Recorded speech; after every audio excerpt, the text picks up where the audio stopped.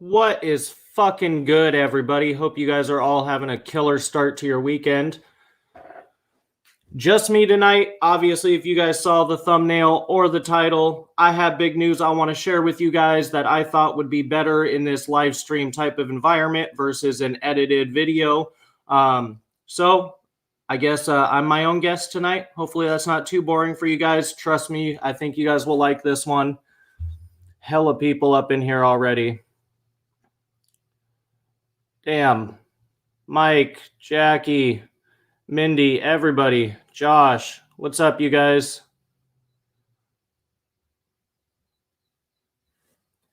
All right, so we'll wait. We'll give it a few more minutes before I drop a bombshell on you guys. But I will say this is another pickup that not really part of necessarily what I wanted to show you guys tonight, but I'm stoked about it. So I want to show you guys these two new female does that we also picked up at the same time of this new girl. And these rabbits are just cool as hell. So I'm actually really excited to add those to our herd, small herd, I guess. I believe they call them herds. Jackie can correct me if I'm wrong. But I'm really excited about those girls. So hopefully have our first litters from them here in about a month or so. They're settling in good and got them all set up.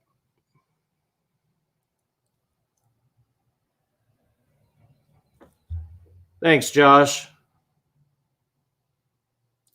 Yeah, see, I knew it. Called a herd. Right there. So we're now up to technically 1.4, about to be 1.3. I will be calling off one of the does, but excited to have those two otter girls.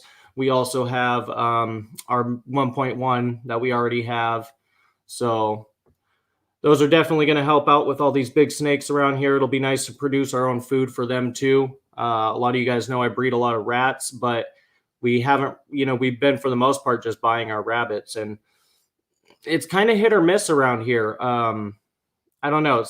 I always find like a good source, and they're good for, a few pickups of a couple 100 pounds each. And then after that, they like dwindle off, and I got to find somebody else locally.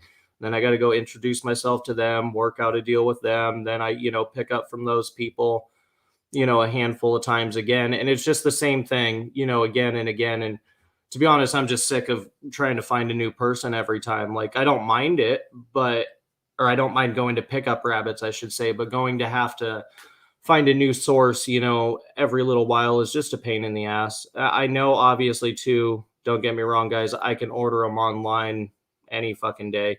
Shipping's just a pain, and I'm trying to buy, usually when I buy the rabbits, I'll buy like 150, 200 plus pounds at a time. You get a good deal on them at that point as well. But more so than that, I like just filling the freezer.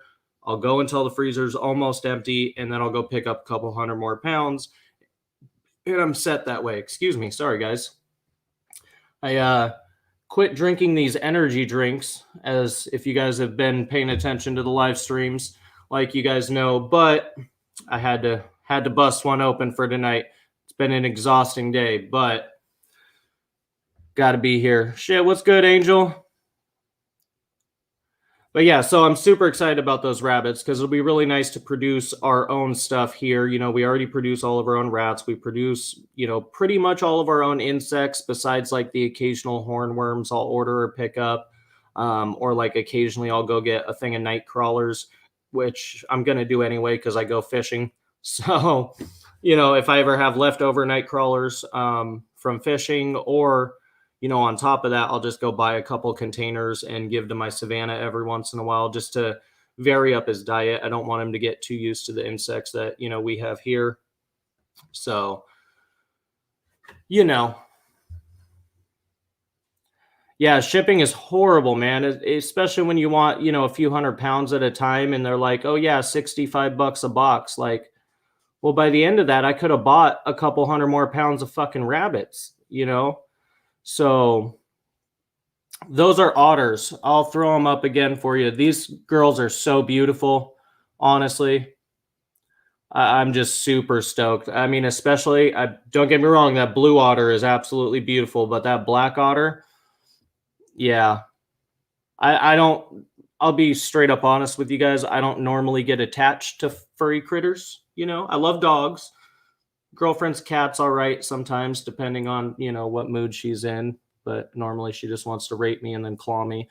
Fucked up little cat. But either way, I'm not one for like getting attached to a lot of mammals or furry critters. As soon as I saw that freaking rabbit in person, I fell in love, and I'm like, I'm naming her, and she's mine, and her name will be something that I haven't decided yet because I just don't know.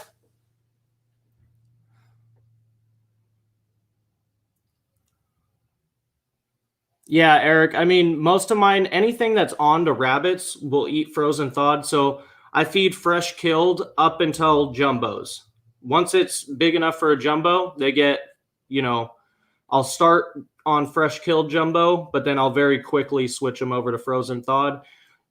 Simply because I prefer fresh killed, honestly, and I'd prefer to do that up to even the big berms and stuff.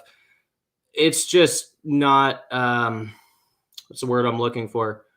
I guess cohesive to what I'm doing here, because I'm not going to have, X amount of rabbits live to call that day on every feeding scheduled week, because I vary them. Obviously, some are on a 2-week schedule, some are on a 3-week schedule, some are on a 4-week schedule, and then I'll randomly skip a meal or I'll randomly increase, a little bit. And I don't do that on any sort of like chart or anything. It's just how I feel. I don't know. It's body weight basically for me. But yeah, I don't know. I'm attached to that little girl already. She's going to be dope. It'll be really nice to be producing more. Obviously, I'm still going to have to buy rabbits to a degree, but we'll get a couple more does. Probably going to need another buck. That's actually a question, Jackie, if you're still in the chat. I was curious, how many does do you put your bucks to? Like, how many can they handle? And Kayla. Yes, Carmela did lay and has already eaten. So, AA Exotics, Mike, sorry, I didn't mean to ignore your message earlier. My phone literally died before this stream, and I was cooking some steaks before that. So, Carmela did lay her clutch. There'll be a video out on Tuesday for that for you guys, of me actually pulling the clutch and talking about everything. But to give you guys a quick rundown, she had 42 eggs. 15 of those were slugs. 27 of them were viable, but out of that 27, only 12 of them had nice, strong veins. I'm still giving the other 15, right? Correct me if I'm wrong. I'm still giving the other 15, about a week or so. They looked viable. I, kind of gave them the best candle I could. And saw, what I thought would still be embryo up. So we'll give them about a week or so to see if they develop any veins. If not, then obviously they're going to go in the trash. But, don't want to give up on them yet. So, and she did eat after that as well. So she's already back on food, doing pretty good.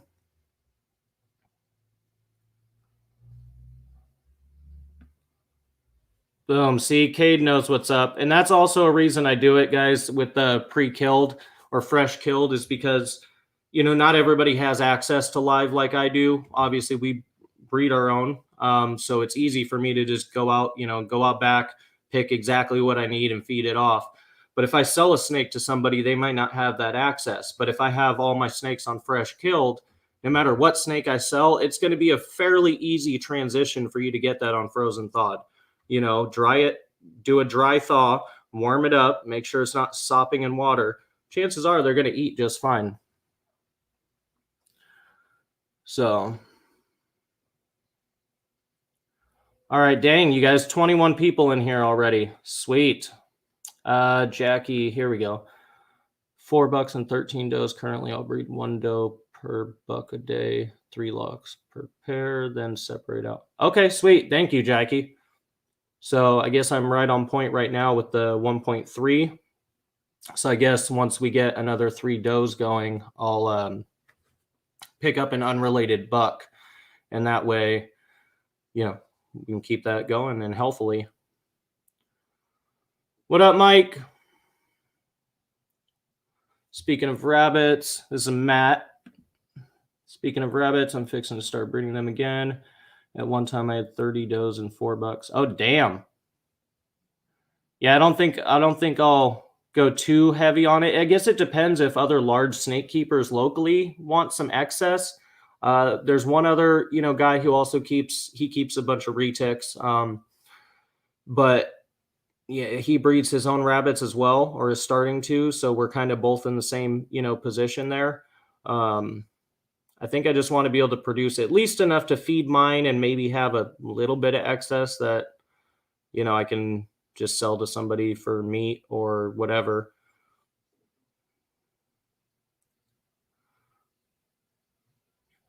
How are those quail doing? Good, man. I haven't even checked on the incubator. Quail eggs are incubating right over there too.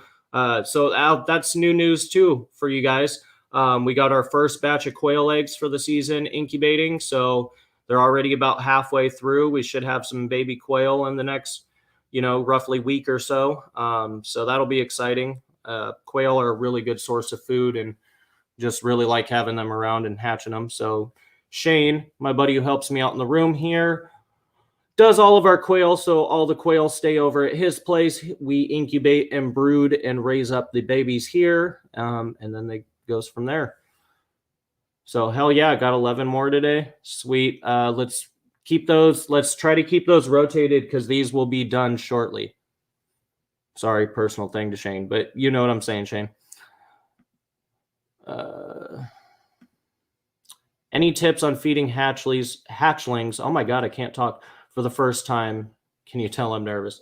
Kayla, don't worry about it. Just wait until they shed out, give them a little bit. Honestly, sometimes I'll offer food, more so with the Burm babies. I notice they'll, a lot of the time, at least for me, Jackie and Matt are in here who both work with Burm. So, maybe they have different experiences. But for me, Burm babies will eat half the time before they even have their first shed.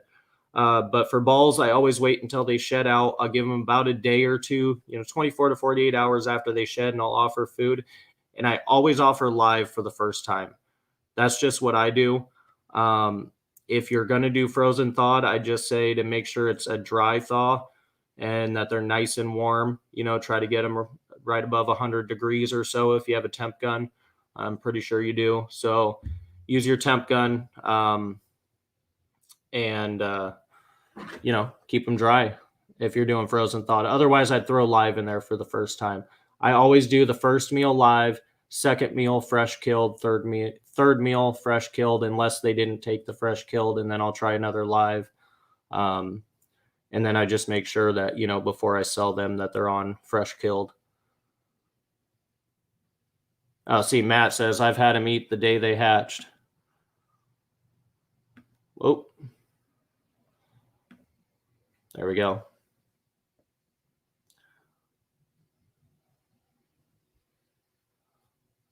Mike, yeah, they do need to be rotated. So you rotate them up until the last few days of incubation.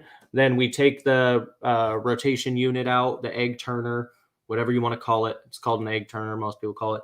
We'll take that out. We put the eggs back in, and then we call that lockdown.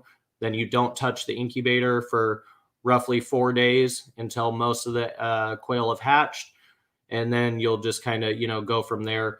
A lot of guys will leave the quail in there after they've hatched for the first week.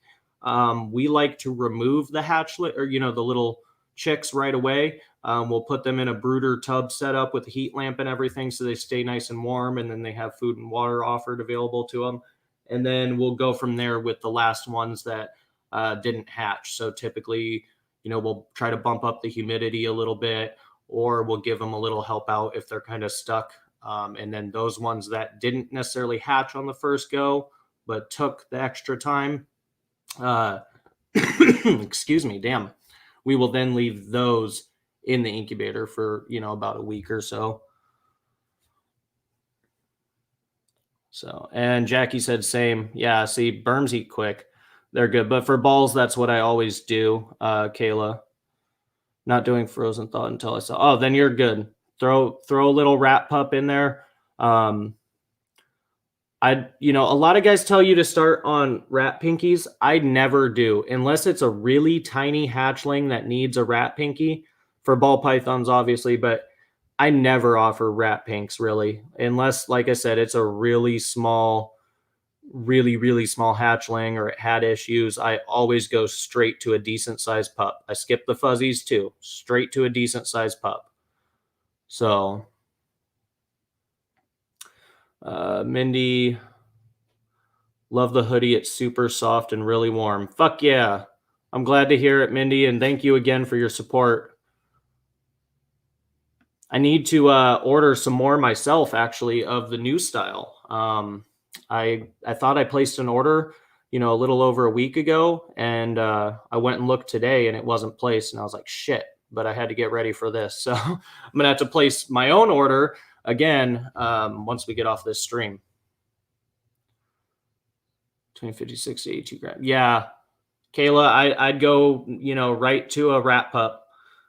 Decent little rat pup just above a rat fuzzy. You'll be good. I noticed that them having hair on the rat more than just like the tiny little peach fuzz of a fuzzy, right? Really helps trigger the hatchlings in my experience. What do I consider tiny weight-wise? If it's like 50 or lower, 50 is still all right. But if it's like, I mean, I've seen guys hatch out like 12 and 18 gram fucking ball python hatchlings that were tiny. But if it's between there and, I mean, I hate to say 50 because 50 is almost like a decent regular size hatchling. I'd say anything under like 40, 45 and under is what I would consider a small hatchling. And then I would do a rat fuzzy, I still wouldn't do a rat pink. The only time I really ever have done a rat pink is when I've had to assist feed. And it was already a real small snake that refused for a few weeks. And then I would assist feed, not force feed, but assist feed a rat pink.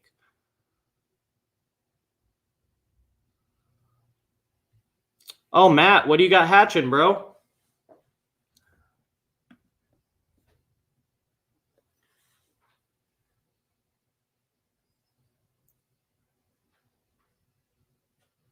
Cade, no, I would stick to once a week, bro.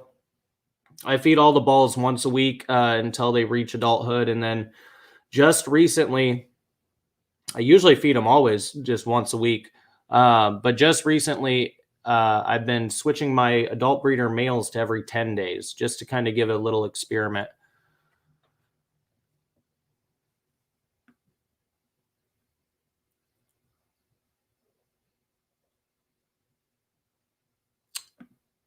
Right. I could agree with that. I mean, at least from what I've noticed, they always seem to go after rodents that have hair on them, first. Because when I very first started, everybody's like, yeah, try rat pinks, try rat pinks. I tried rat pinks. Nobody wanted anything to do with it. And I already thought in my head, I'm like, I know it's their first meal, but this kind of looks small anyway. So I started doing, bigger size fuzzies / small pups, and they would just slam them. And I've done it ever since. So...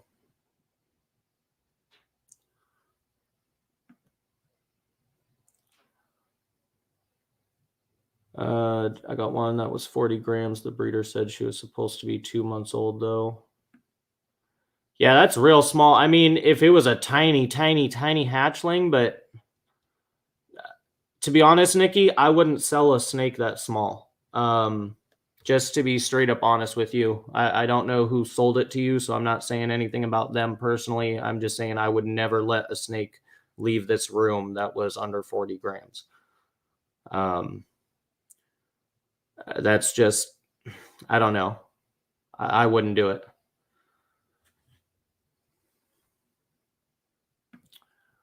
Pearl het green, pos het granite, hypo, het albino green granite. Ooh, fuck yeah, bro. That's awesome, man. I was really hoping my freaking granite pos het albino green lab girl would go this year, but I mean, I've introduced my male a few times. He's interested. She's not letting him get at it, and I don't know. Maybe a surprise clutch. I did catch her belly up a few times laying, and maybe I just missed a lock or something, but did get that surprise clutch. So, hey, better than nothing. Let me get to some of these questions, guys, and then we'll get into the meat and potatoes of the evening, which, by the way, is also what I had for dinner right before this. It was pretty good. What's the difference between force fed and assist fed? So force feeding is when you're shoving that rat entirely down the animal's throat completely. So say I'm force feeding a pinky, that means that the butt of that pinky is all the way down inside of that snake's throat and down, past its mouth. I don't see it in its mouth anymore. Typically with assist feeding, you're going to even push it a little bit further than the gullet right there. You're going to go down a little bit until it, and then you're going to let it slither away into its tub and it'll adjust it the rest of the way down. But you want it far enough down to where it's not going to regurgitate up. I've only had to force feed on a few occasions. Most of the time, I just assist feed, and assist feeding is where you're going to open up, you're going to grab the snake right behind its head, so its head is sticking out here. You're going to insert the rodent into its mouth, get it down a little bit. You want to kind of shove the head of the, the rodent into its throat a tiny bit, but really all you're going to do after that, or at least to the back of the throat, is close the snake's mouth. And you kind of just give the rodent just a very slight pull back. Don't pull hard. I'm not talking like that. I mean, just a very, hopefully you can see that movement, but just a very slight pull back. What that does is, because the snake's teeth are curled back, a tad, even with ball pythons, what it's going to do is it's going to kind of snag that rodent in the mouth, the mouth of the snake. And then after that, most of the time with assist feeding, they're just going to keep gobbling it down. So hopefully that helps explain it. Assist feeding is basically just putting it in its mouth and closing its mouth on the rodent. Force feeding is actually getting it down its throat. You should really only force feed if you really, really have to. I mean, that snake better be losing weight, have skipped quite a few meals or never had a meal, and is losing weight. Really, I try not to force feed at all. Like, I don't know. If they won't take assist feed, they're going to wait it out. And if they wait it out to the point where it's detrimental to them, then I'll force feed if I have to. But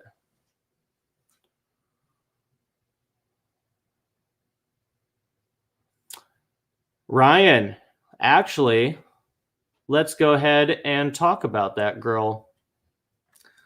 Hold on, Matt. I had a few snakes loose a couple months ago. When I went to put them up, my hypo mail was locked. Oh, I think you posted a picture of that. For some reason, I'm remembering seeing a picture of that underneath the white cages.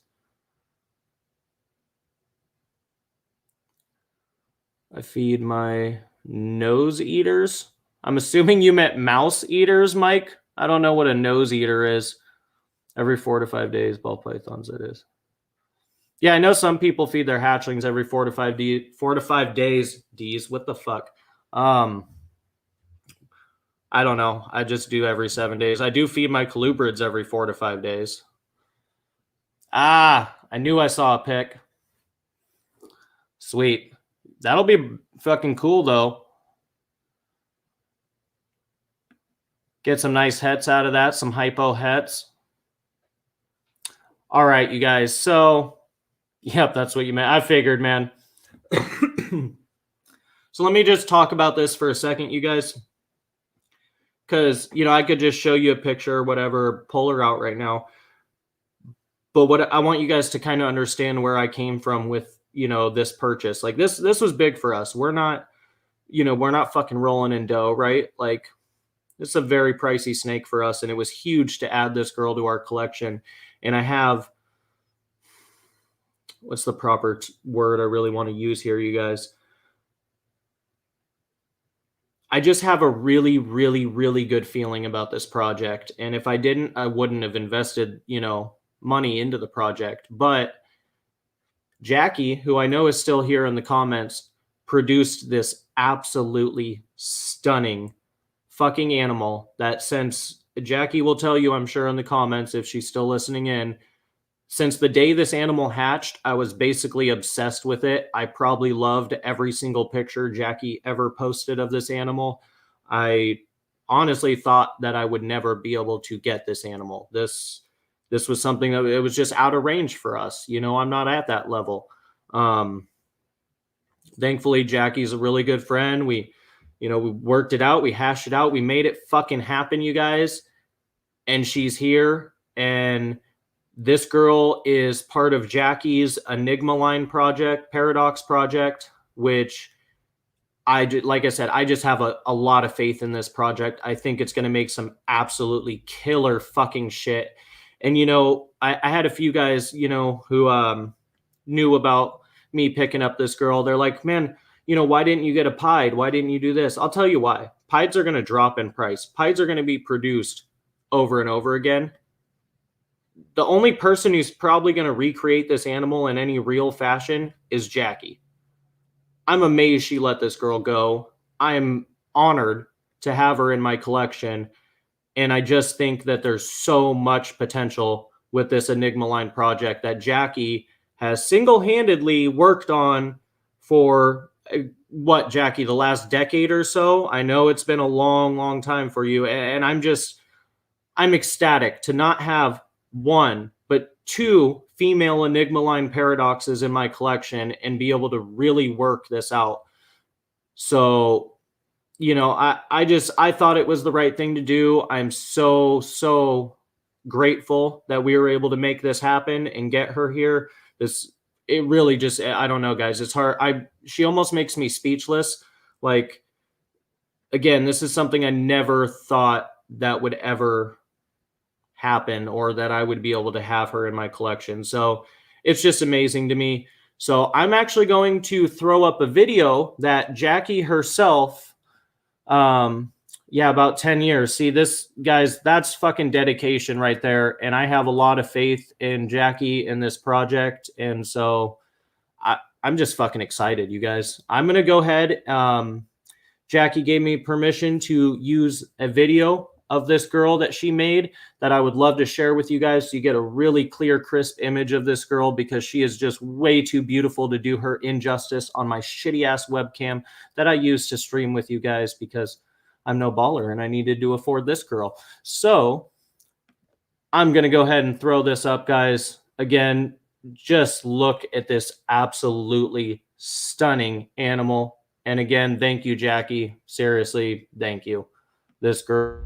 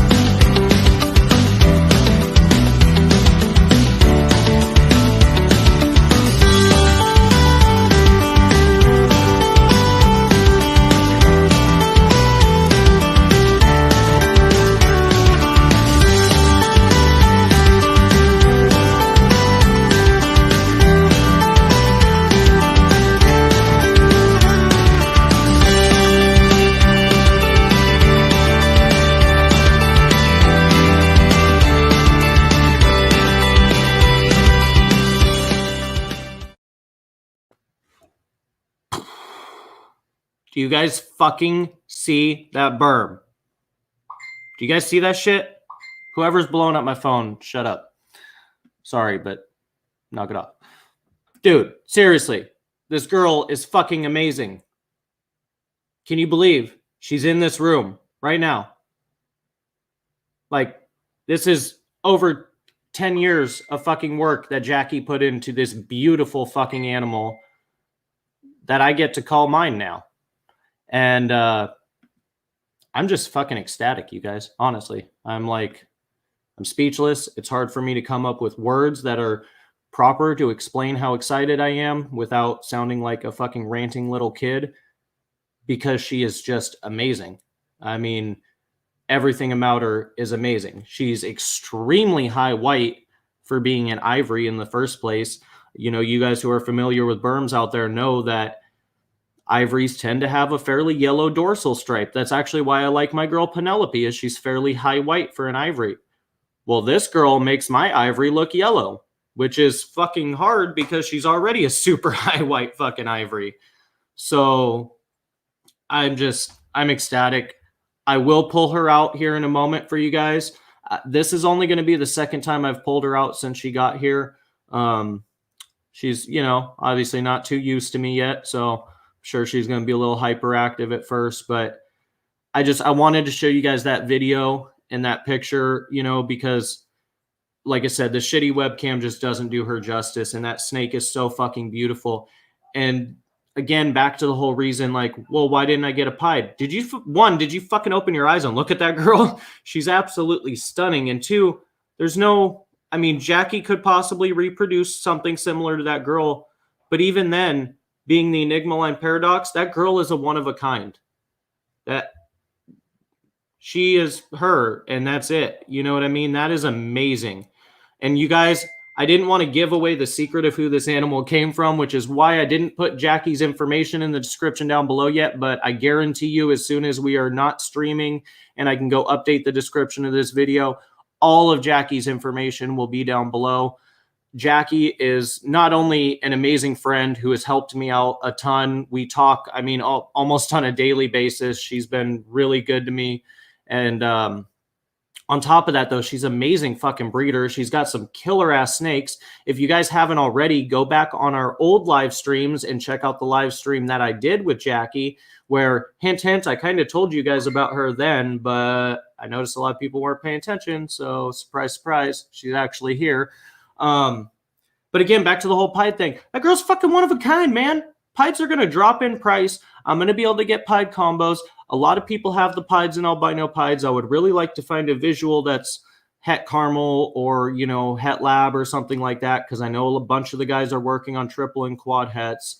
And either way, this girl is fucking amazing. I have a lot of faith in the Enigma line project. If you guys want to pick up some killer fucking stuff, hit up my girl Jackie. Seriously, good ass people there. Buy with confidence.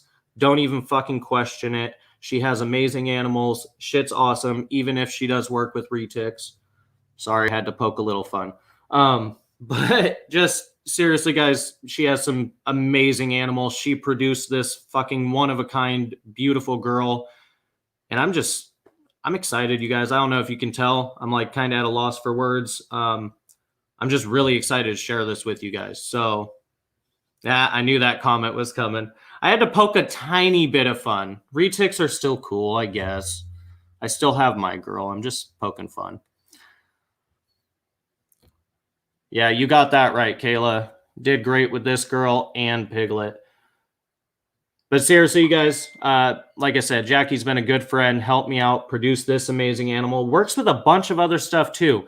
Burms, retics, false water cobras, Madagascar ground boas. I believe I'm correct on that one. Correct me if I'm wrong. And the Madagascar tree boas, as well as some other stuff. She just has some amazing fucking stuff going on. Super knowledgeable. Was one of the people when I wanted to, learn more, actually helped me out and didn't either steer me purposely in the wrong direction or, I'll just say it, blow smoke up my ass. I've said it before. A lot of the guys I asked for help with these big snakes, they blew smoke up my ass. They didn't give me real information. They actually, specifically, a few people who I'm not going to call out by name, gave me very wrong information, and I know it was purposeful. And that's just fucked up, man. Jackie wasn't like that from day one that I started, liking, commenting on her stuff, and we, eventually got to know each other. It has been amazing, just to talk to and converse with and learn from. So all thanks in the world goes out to Jackie, honestly. Yeah. Retics due to hatch less than 1 week. Oh, sweet. Is that... Oh, wait. I don't know if I can say that project. Is that the ones that you're really excited about that are new? I don't know if I'm allowed to say, so I hope you get that reference. Yeah. I don't know, guys. I'm speechless. I've literally... Okay, I'm going to put it to you guys this way. I remember the first time I saw this picture of this girl, fresh out of the egg. I was fucking in love. And then just seeing her get bigger was just, I mean, damn. Damn. That's all I can say. Damn. I could just leave that picture up and stare at the fucking screen. Okay, okay.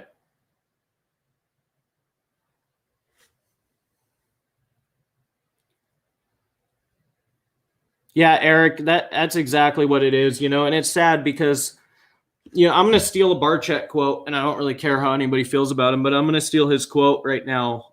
Somebody else's failure or somebody else's success is not your failure.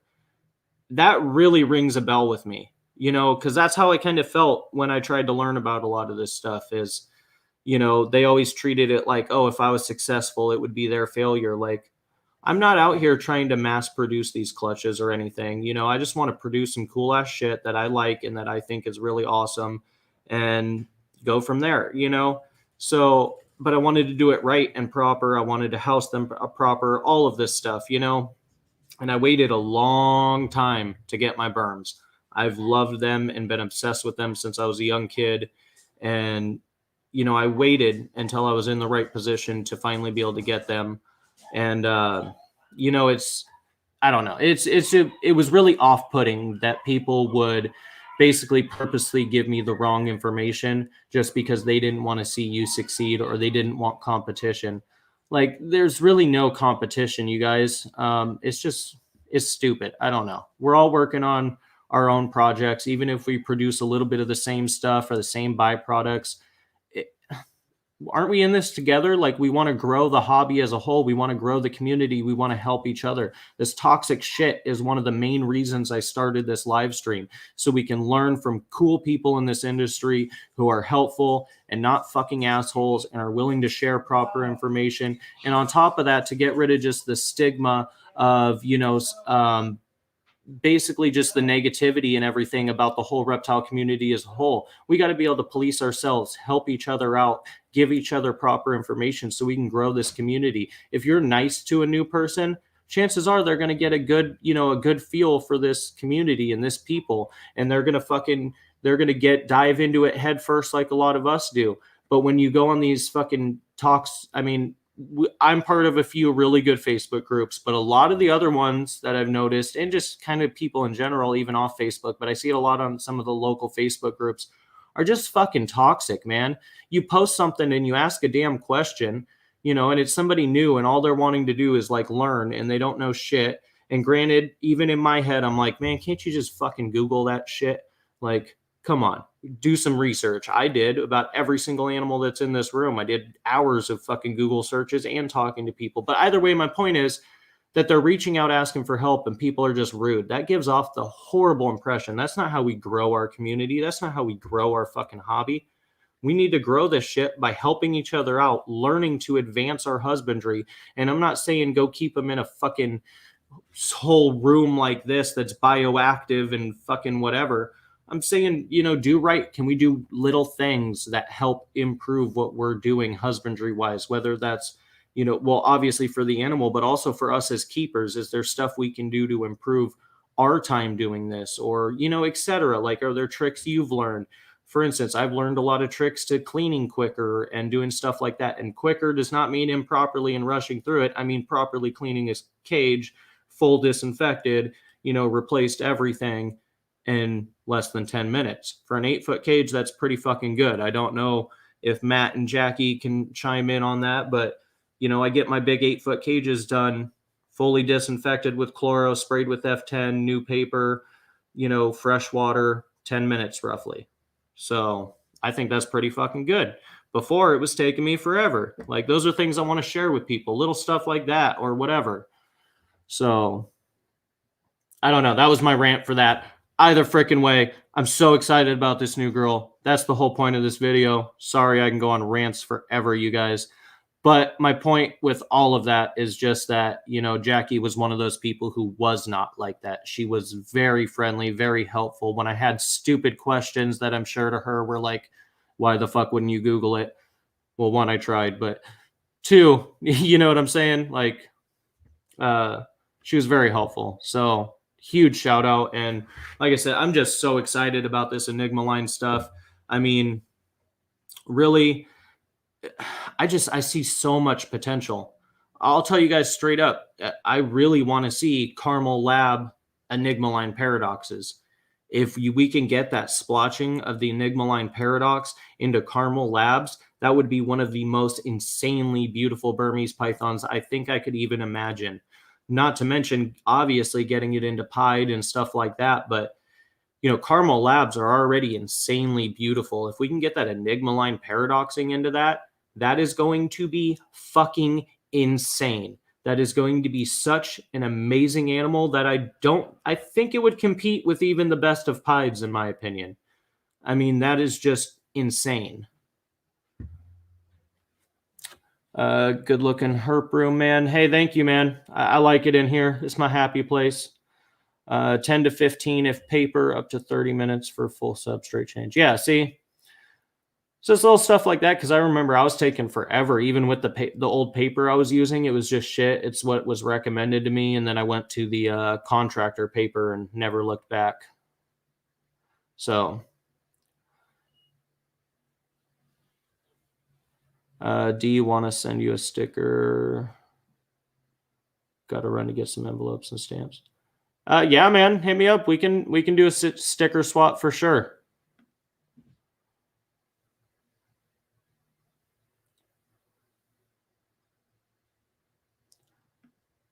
See, I feel that, man, but I just assume they have. I'm not going to assume they haven't and give them a dick response. For me, it's all about I just want to help people out. I want to give them the right information. I'm only going to go to a certain extent, obviously. I do get messages that are obviously fairly annoying. Like, I get DMs straight up at 2, 3, 4 in the morning. Like, hey, what morph is this snake? Hey, can you do fucking 20% of what you're asking on Morph Market for this snake? Hey, I bought this snake from another breeder. Is it a male or a female? What should I feed it? Blah, blah, blah. Obviously, those messages, honestly, straight up, not to be rude out there to anybody, but they get fucking annoying. Like, for one, when it's 3 to 4 in the fucking morning, I'm either asleep or trying to spend time with my damn girlfriend, not be, talking to random people online. But with that said, also, like, when I'm more saying, when I see these posts in groups that are like, hey, I took in my friend's ball python because they couldn't care for it, where, or, what's the best temperatures, or blah, blah, blah. Stuff like that, man. We know this information on like the back of our hand. It takes 2 seconds to hit speech to text and say, hey, here's some good resources. Here's some good websites to check out. This is what I keep mine at. I keep mine at an 89-degree hot spot with an 80-degree roughly cool side. Make sure you use a thermostat, blah, blah, blah. It takes, 2 minutes to type that message out of our day, and we could be making somebody else's whole dream a reality. They could, learn how to take care of these snakes and be the next fucking Kaboka for all we know. Like, all it takes is somebody giving them positive advice is all, So, I don't know. That's more my point with it, is just like, and trust me, I'm no fucking expert. I'm no expert at all. I've been keeping reptiles since I was a little kid. I've basically been keeping reptiles since I was 8 years old. If you want to count, all the garters and stuff I kept in delis before that, when I was a little kid catching them, and frogs and stuff, then whatever. But I've had tortoises since I was 8 and other reptiles my entire life. But I've only been breeding for the past 4 or 5 years now. So, I'm going on 20 years, basically. I'm 28 this year. I'll be 29 here real soon. So I've been keeping for 20 years, but I've only been breeding for roughly 4 years. And like a lot of others, I remember keeping everything back in tanks. I mean, back then I didn't know shit about racks or fucking PVC or anything like that. So I don't know. I like to help people out.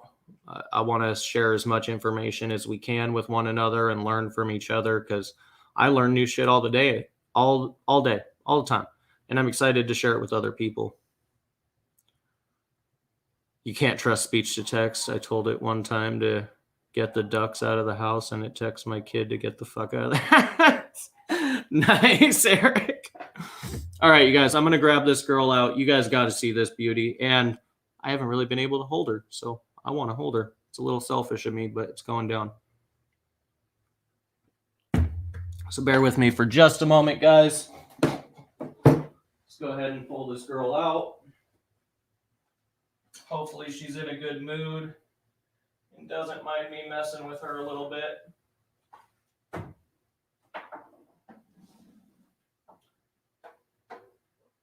Hi, sweetie.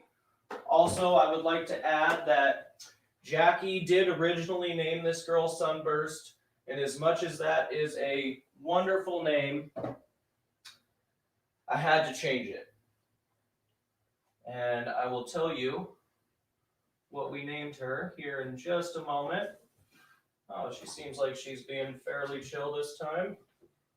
We'll see. Hopefully that continues. You're all right, sweetie. Woo! Hey. Hold on, guys. I don't want to stress this girl out, so... Hey, it's okay. It's okay. Whoa.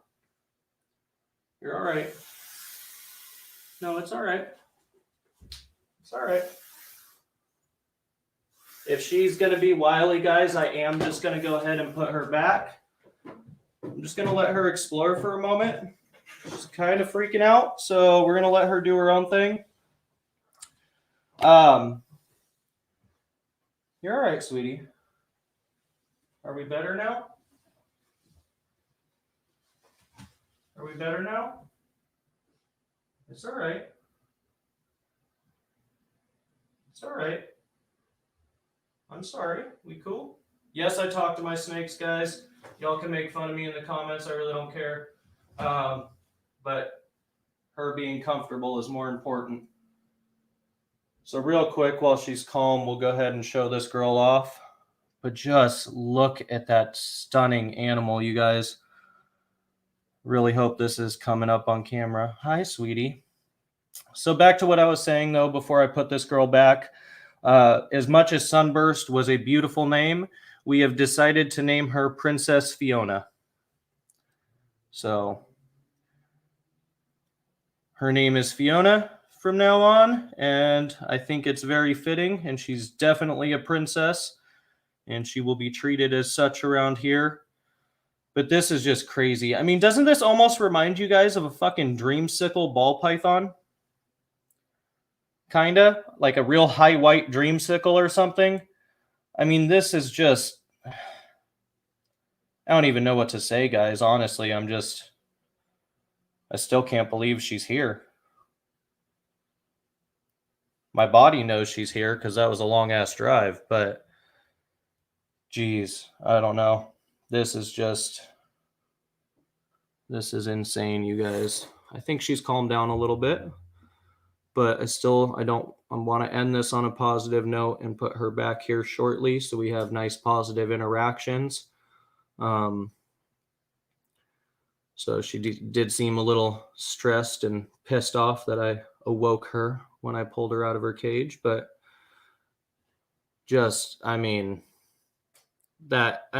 come on, guys. This is insane. Worth every last fucking penny. And just, I don't know. I'm just ecstatic. Ecstatic is a good word. I'm ecstatic.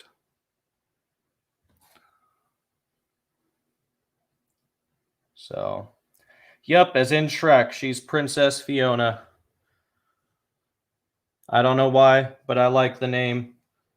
And she's a princess. And God, I can't wait to watch this girl grow and hopefully produce us some real nice, paradoxes in the future. And even if she doesn't, because Enigma line paradox is a familial inheritance trait and not technically a gene, I don't really care. This girl is one of a kind. This girl is just stunning. I mean, really, guys, this camera, that's why I wanted to show you the pictures and stuff. My webcam is not the best, but I hope you guys are just getting that insane amount of splotching. It even goes around to her belly scales, guys. Check that out. She even has yellow onto the belly scales. just wow. I mean, I'm sorry guys, I know I'm at a loss for words here, but this is just really big for us. This is really huge. This animal is just amazing and something I will cherish for a long time. So just a beautiful, beautiful Burmese.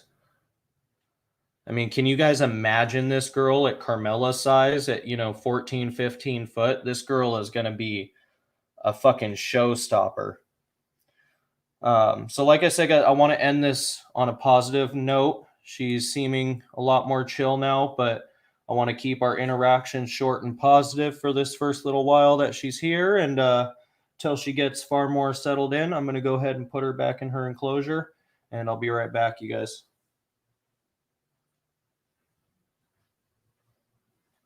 Oh, big yawn. Big yawn down below.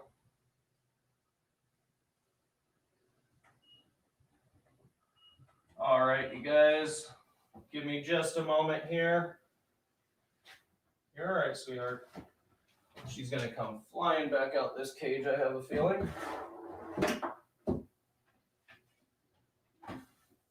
There we go. So yeah, you guys, I'm just ecstatic. That's the best word I can think of right now. I'm really excited. It's going to be really amazing to work with that. Sorry, I'm missing some comments right here. Gonna name her boyfriend Shrek? Possibly. We'll see. Except 10 times the size of a dreamsicle, which just makes her 10 times fucking cooler because, I mean, big snakes are the fucking best.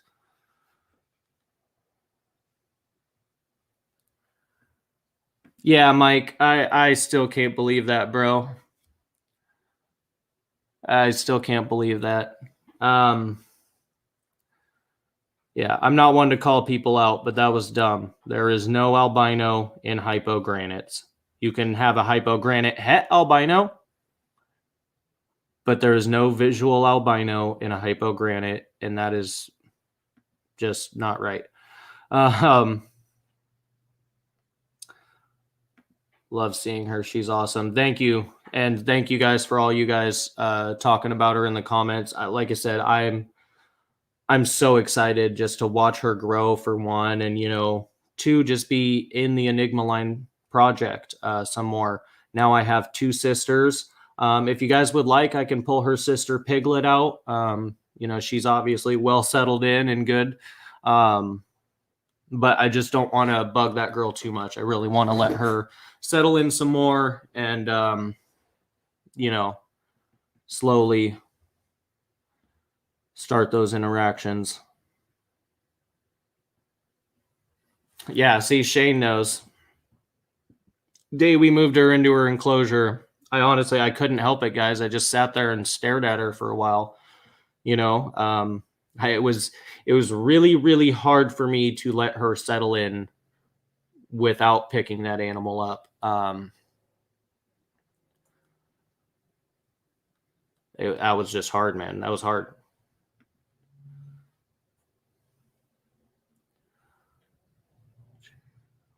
Both dumb, slammed a chick each. I could get a milk snake, but I don't feel like being mussed on. Oh, why not? Milk snakes are awesome. As far as where I get my cages from, the 4-foot cages that are directly behind me are all Animal Plastics T8s. The 8-foot's off to this side right here. Well, whatever, which way my finger's going there. Those I built myself.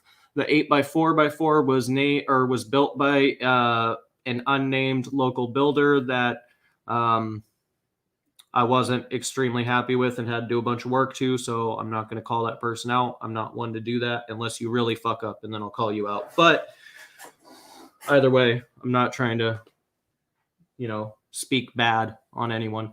Above the 8x4x4 here is another 2 Animal Plastics cages. Those are some of my older cages. Those were actually my original cages. And yeah, so Animal Plastics, myself, and an unnamed local guy. I put off cleaning my Gaboon Viper's cage because I wanted to watch this stream. Ah, shit. Well, thank you, Eric. Don't get too tired before you do that, man. Gaboons are fucking gorgeous, though. Oh, see? You probably said that as I was, or before I was showing her off, but that's amazing. I've never seen a Burm with, belly pattern. So, for sure you will be getting updates 100% all the time, probably to the point where I'll annoy you and you'll be like, okay, stop. I knew I shouldn't have sold her. And then I'm going to send you 2 more pictures because they look cool. What about my racks? So my hatchling racks that you can't really see because they're on the other side of the ARS between the door and the ARS. Those are V18 hatchling racks. There's 2 16 tall racks there. And then the ARS 5040. And you guys can't see, but in between this Savannah monitor enclosure and my ARS rack is an FB 101070 rack as well.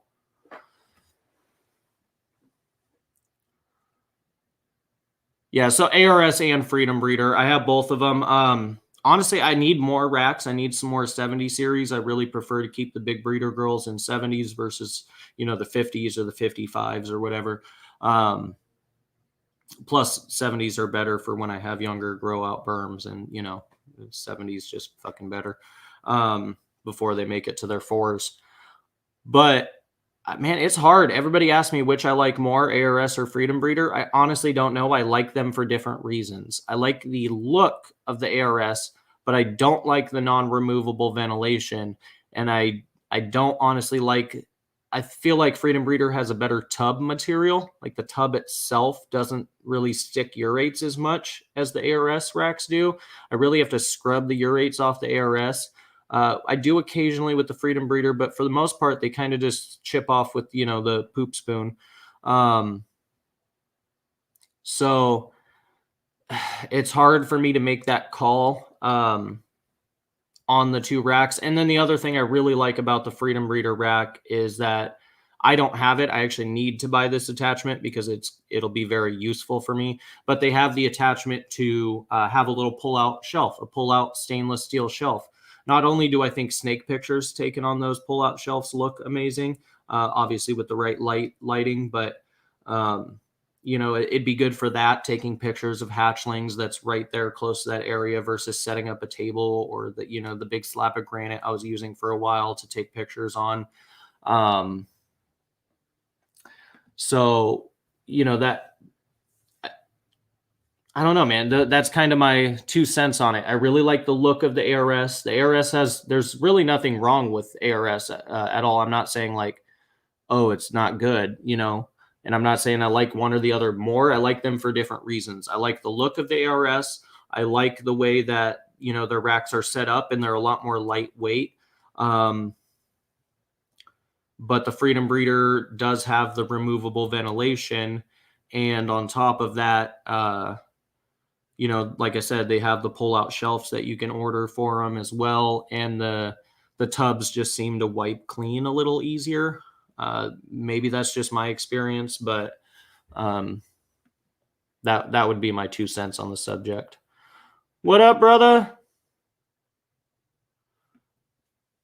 And yeah, thank you, man. That thing is a fucking beast, though. So for those that don't know, if you guys have checked out, my Instagram pictures where I have some of the snakes on the big, like, granite-looking slab, well, that is literally a huge slab of granite that's about 2 inches thick. It's 5.5 feet by 4.5 feet, 2.5 inches thick. If you guys have ever lifted granite, you know just how much that piece of fucking granite weighs. It is extremely, extremely heavy. Such a pain to move around. And take pictures on. I still have the slab of granite. I really do like the piece. I think it has a beautiful, patterning and color to it, and it really does accentuate a lot of the colors that that we're working with, just because it has more of those earthy tones and the different tones to it. I just feel like it brings out the snake's appearance more, but it is an extreme pain. I already have a broken spine, so for me to be up and down lifting up that slab of granite was a pain in the ass, very literally. And I had it set to the ground right here, but real soon, this entire wall right here, this wall is 24 foot, by the way, guys. This entire wall is going to be stacked 6 foot tall with 8-foot enclosures. So everything on this wall is going away, including right where this desk is going to be another stack of 8-foot enclosures. So it'll literally be an entire, basically, U of enclosures, 8 foots, 8 foots, 8 foots, 8 foots, 4 foots, just wrapping around the entire room. So had to make the room. I put it up over here for a while, and the pictures looked amazing, but yeah, like I said, that's just a lot on my back, man. What up, Big Venom? So let me grab this girl before I rant on forever, because you guys know I'm good at that. So Piglet is doing amazing. I actually recently, speaking of how I, kind of judge my feeding on eyesight, I actually slimmed this girl back a little bit because, well, she was getting a little big. Not like big in that sense, but like her body tone, I wanted her a little more tone than that. Hi, sweetie. Oh, yeah, we're all right. There we are.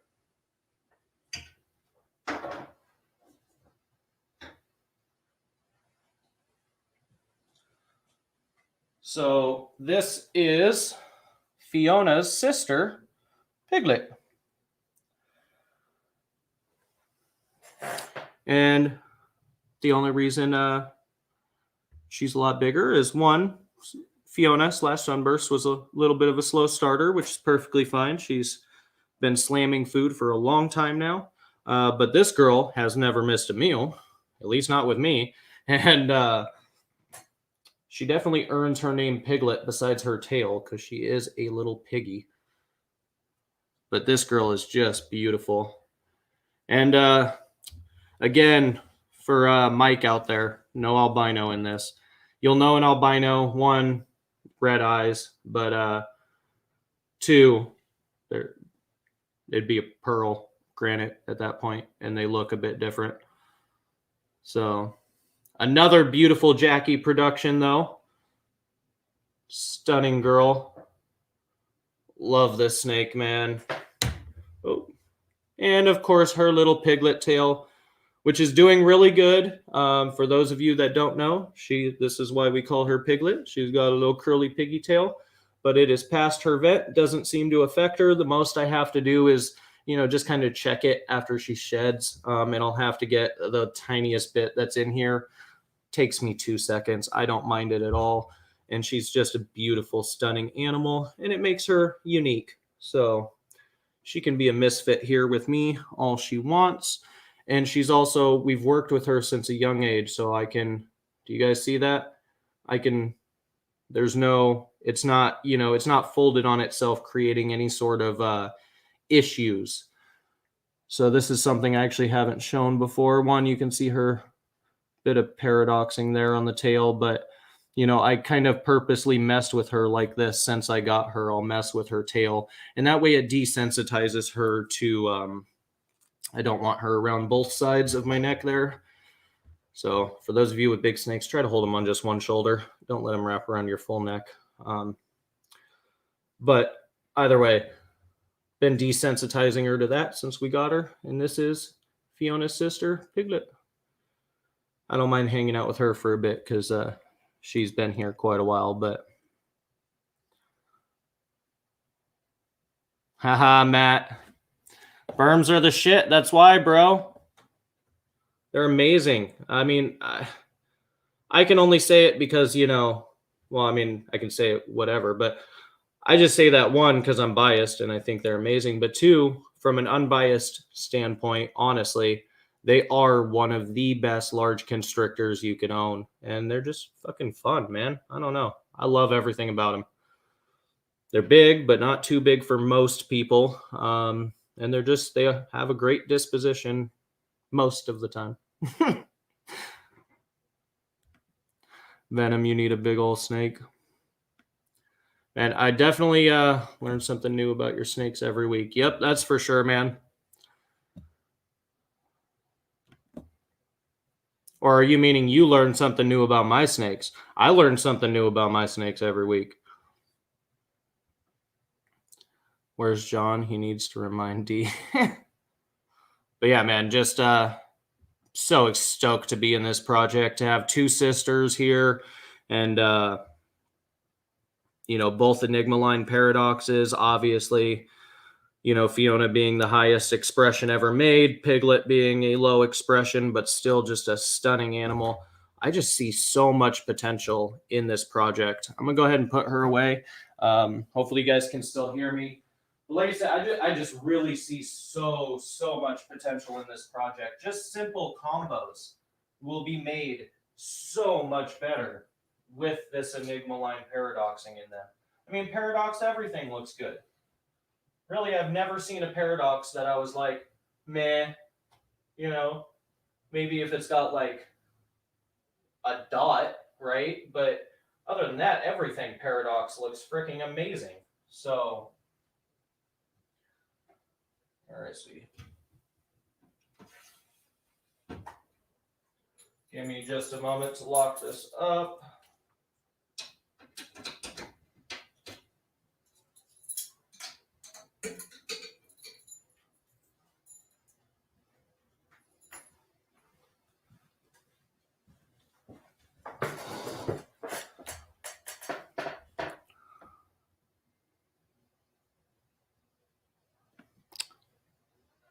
Yeah, for sure, Shane.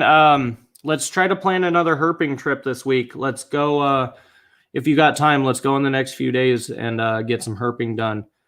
I definitely want to hit this nice weather while it's out. So we'll go hit up our spot.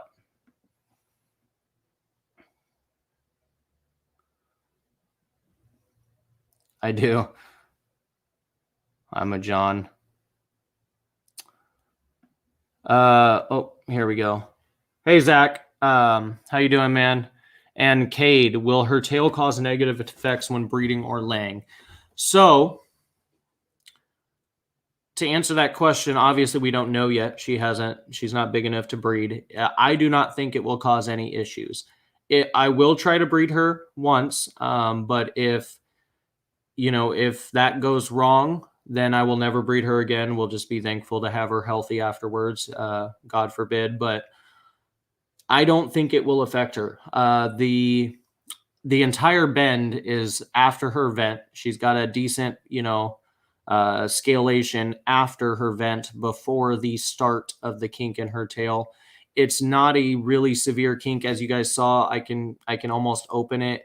She even wiggles it herself, so she obviously has movement with that part of her tail. It's just a slight little kink at the very end there. I don't think it'll affect her at all. Like I said, the only thing that I've seen or had, any sort of issue, and I wouldn't really call it that because I was fully aware of it, and I actually bought her because of it, is that I have to, check for stuck shed just to make sure. And most of the time, believe it or not, she actually gets the shed off of that by herself. I don't know how she's twisting her tail to do it, but she does it.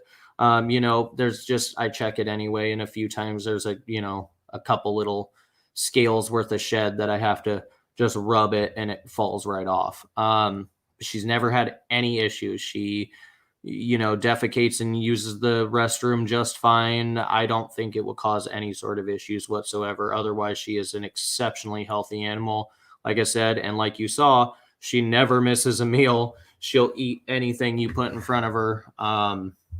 So no, long answer for that, but to make a long answer short, no, I do not think it will affect her in any way at all.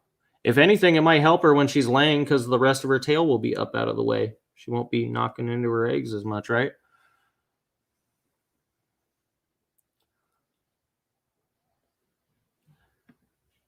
Yeah, I always try to capture her shedding, but it's just pretty much impossible. She always seems to shed in the middle of the night. So all the lights are off in here, and I just wake up and come in here and she sheds. Um, it's actually funny you bring that up. I've never actually publicly said that, but yeah, I've tried to capture her shedding multiple times, and she always seems to shed in the middle of the night. Like always. I'll be waiting for it and like checking, throughout the day just to see like, oh, is she going to start shedding? Nope. She'll wait. And then after all the lights are off, she'll shed out. So I'll try though. One of these days, hopefully I'll be able to get that captured and do that. Throw one of them little Wise cameras in her enclosure. I've never heard of those, bro. You're going to have to send me a link or something. Shy girl. Yeah, at least with shedding. I mean, yes, she doesn't like getting undressed in front of me, but she sure as fuck will eat anything you put in front of her. So, not that I'm complaining. That's a fucking great thing. But, yeah. I really wanted to show you guys these, that girl, Fiona, on this live stream. I thought it would be an injustice to give her a 10-minute edited video. I mean, I'm sure she'll be shown off in future vlogs or whatever, but I just thought it was an injustice. One, I'm too excited. I would fuck up that video 100 times trying to edit it. And yeah, I thought this was the right way to introduce that girl to you guys. Like I said, this was huge for us. This is something that definitely is a dream come true. And it just goes to show you guys, if you stick to it and work towards something, you can make it happen, I guess. I mean, really, at the end of the day, that's what it is, but she deserved a fucking live stream. And I love this. Like I said, I love this back and forth with you guys too. And so you guys could ask me questions and everything. And also, I'm just, like I said, I'm really excited about what the Enigma line can do, and I'm fully aware of, what it is as a trait versus a gene. But I really think it has an extreme amount of potential. I mean, Jackie's been busting her ass on this project, but I still see so much potential. We haven't even touched the tip of the iceberg. I mean, we're talking, I know I mentioned, wanting to get it into Caramel Labs, but how about just Caramel or just Lab or just Champagne or just Pied? I mean, really, this could go nuts. Jackie's produced some beautiful, hypos and granites and hypogranites, and obviously Fiona back there, and just some beautiful, Enigma line stuff. But I'm just excited to see it in some other stuff too. So, and some other combos. I just think there's so much fucking potential there. It's going to be amazing. I think it's going to take every project to the next level if you can get that into the project. And in my eyes, I kind of thought about it this way: what better way to try to work on that project than to have the best example ever made? I feel pretty confident I can say that, Jackie. I mean, although Enigma, the original, and oh my God, forgive me, I'm forgetting the other one's name. Either way, absolutely fucking stunning animals, but I think it's safe to say that Fiona is straight up the most stunning example ever produced. And I don't know. I just, like I said, I just see so much fucking potential, you guys. I'm so excited. I had to share that with you guys live. There was no way I was editing out all my swearing and emotions for a short 10-minute fucking vlog for such an amazingly beautiful, one of a kind, unique animal that deserves way more than an hour and 20-minute fucking live stream. So, I don't know. Thank you guys for hanging out. I mean, we still got freaking almost 20 people in here. If you guys have any questions, go ahead and throw them out in the comments. I'm more than happy to answer any questions. I don't want to waste your guys' Saturday nights by just ranting on all night. But like I said, I just thought that was well worth doing a live stream by myself versus having a guest this week and being able to show that girl for you guys, because it just means the world to me. I'm really fucking excited, and I just see so much potential there. So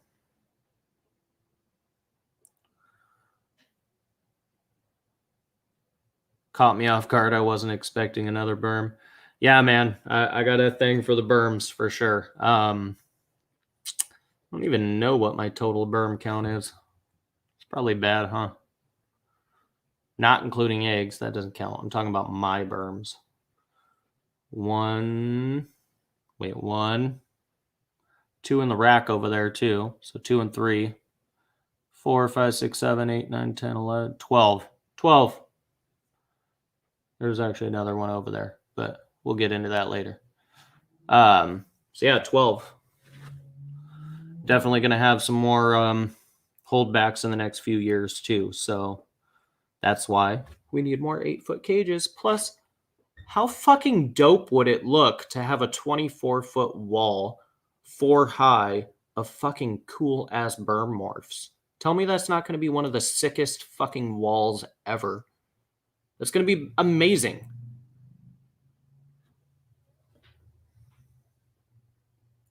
Hey, have a good night, man. Thank you for jumping on here. How long will the female retain sperm? Most females don't retain sperm for more than a year or two, and viability quickly falls after that. I'm sure some of the other more experienced breeders in the comments can also chime in on that. But from my experience, you know, they'll retain sperm. For instance, my girl who just laid, but not half, but, you know, third of them were slugs. If that were to be next season and she were to retain, I would say that slug rate would definitely increase. And, you know, beyond that, I don't really know. I don't really know how viable it would be. I know, okay, so like Jackie's saying, I know they say a ball retains sperm at the zoo for, you know, a decade or so. Question 2 for Jackie, just, well, more of an opinion based, because that's all we can really do. Do you think that girl really retained sperm for 10 years, or do you think it was more of a Partho clutch? And that's what happened. Just looked it up, 15 years. I'm just curious because, you know, I always thought, like, I saw, you know, I remember that post that was going around for a while because I always made fun of it because the snake's age would change in every post. In one post, the ball python was 54, and another one it was 64, and another one it was 56. But I'm just curious. I almost feel like that was Partho versus retained sperm. I might be way off here, guys. I could be way wrong. That's why I'm asking opinions from people in the comments, because that's just what I thought. I believe there was male offspring, so it can't be Partho. Oh, okay. Well, say, like I said, I could be completely wrong. I don't know. That was just my thought on it. If so, that's amazing.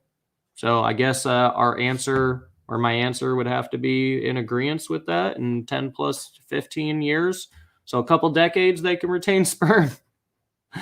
I'm not sure if that's, you know, just a python thing, or if, you know, boas, etc., can also retain sperm for that amount of time. I know turtles and tortoises can for a period as well. So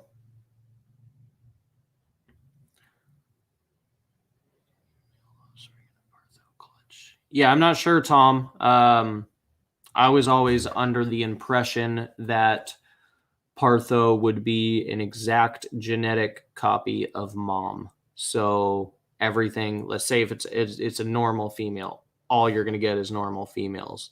Was always my understanding of it. But I've never dealt with Partho. I know Angel here, homeboy Angel, living right up the road, ass motherfucker, cool ass dude. He's had some Partho.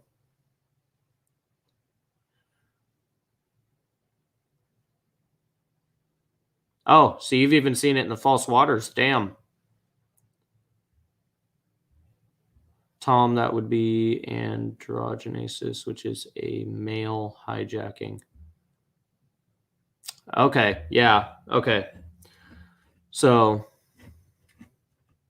I'll have to check that out, Tom. I'll give that a listen for sure. Do you by chance remember... You said it's Snakes and Bakes with Gavin at Balls to You? Okay, so it was the word that I'm not even going to try to pronounce because I'll butcher it 100 times, but there it is on the screen. Jesus, Cade, come on, get with the program, homie. False Water Cobras, one of the coolest colubrids around. I actually really miss my parafalsies. That's something I'll definitely be adding again at some point. I don't know if we'll do it this year, but definitely in the future, I will be adding falsies back to this collection because they're just a hoot. They're fucking cool. Super wiry little things that, I don't know about. I'm sure there's some sweethearts out there. Mine wanted to eat me, but I thought it was cute, so. Yeah, just, I don't know, guys. I'm just so freaking stoked to have this girl here.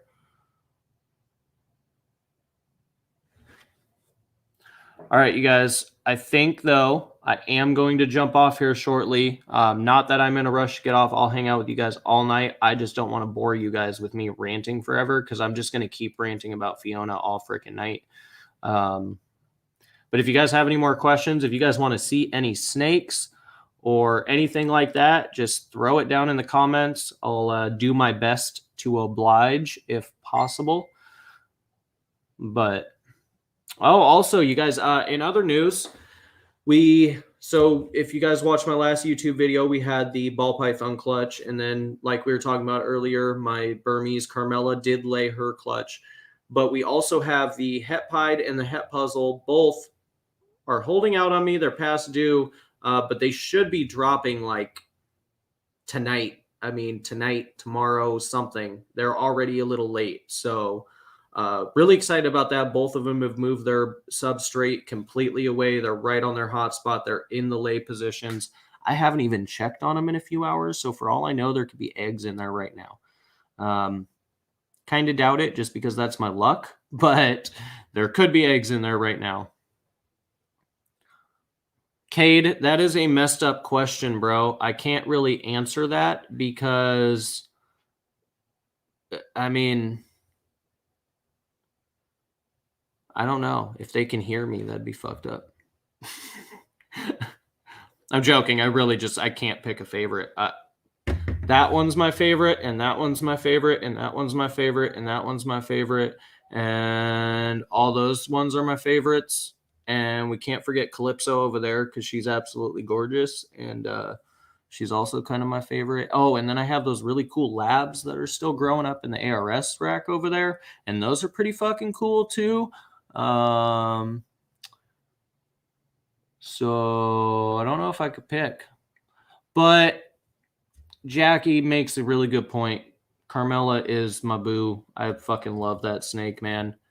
She's what started, well, not her in particular, but normal Burmese are what started my love of the species.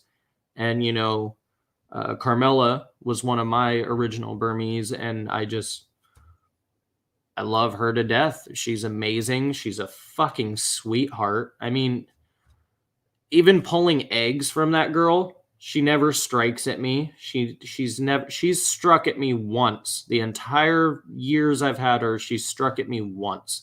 And it was 100% my fault. It was my first season breeding Burmese, and she was gravid further than I knew, honestly, to be honest, but she was further along than I knew.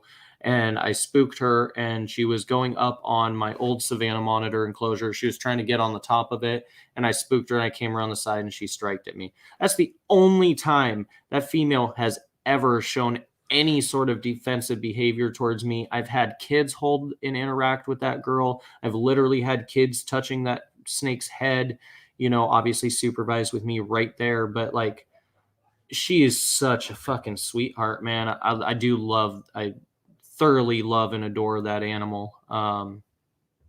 Just, I don't know, man. She's got a great disposition. She's big, but she's not fat. She's a very, very healthy body structure. And she'll never go anywhere. She's my baby. So I'd have to oblige to a point with Carmela for sure. I mean, even that, like, it's hard, man, because even then, like, I'll just go into it for a minute. Gizmo.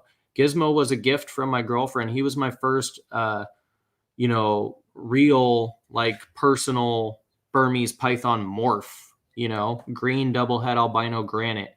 I had saw him listed locally for a while. At the time, we were busting our ass. I couldn't really afford him. We had just moved into a new house at that time. And she saved up and surprised me with him. And he's beautiful. He's one of the, I might be biased. I'll say it straight out, right? You can make your own opinions. Check out my Instagram. Excuse me. Check out our YouTube videos. Sorry about that. He's one of the best looking greens that I've ever seen. For his size and being as bright as he is, most greens at his size are very dulled out or darkened up. And he's just beautiful. Obviously, I'm pretty sure the het albino and the het granite has an influence of that. But either way, Gizmo means a lot to me. And then, then we've got Amelia, my first albino het green pos het granite holdback. That was the first Burmese I ever produced and held back. Cool ass albino female, might just be an albino female to most people, been around since the 80s, whatever. You know what? That girl means the world to me. Speaking of Gizmo, you see his ass on the glass right there. But that girl means the world to me. Very first holdback Burmese ever. Then my girlfriend surprised me for my birthday with an adult female, healthy, quarantined separately already from my house, which was amazing to me. I could trust, like, I get this new snake and I can just trust to bring it right in here, Fiona was one that made that very, very, very, very, very limited, small, tiny fucking exception to that rule. But female granite, pos het albino green lab, ready to breed, like, that's fucking amazing. Another present from the fucking awesome girlfriend, right? Then I've got my pos het caramels from Travis. I'm really excited to prove those out. If his line of caramel proves out to be a new line of caramel, that could be absolutely fucking nuts. If not, and it proves out Wayline, it's still a fucking win-win, because Wayline are still hard to come by for the most part in the States. And, a lot of what you see is Gulf Coast, and at least in my opinion, and, Travis and I talked about this on our episode on the Snake Nerd Lounge, but it doesn't look like Gulf Coast. So either way, super excited about those, man. Then you got Piglet. Then you got fucking Fiona, who is obviously amazing and one of a kind. Then you've got freaking Penelope, who's a ivory granite pos het albino green lab. So not only is she a fucking super form powerhouse visual granite, but she's also super high white for an ivory.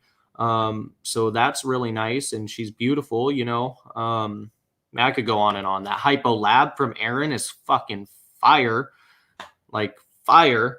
It's one of the best looking Hypo Labs I've ever seen. And I'm not just biased on that one. You can go ask Aaron. Like, or a number of other of the Sperm guys.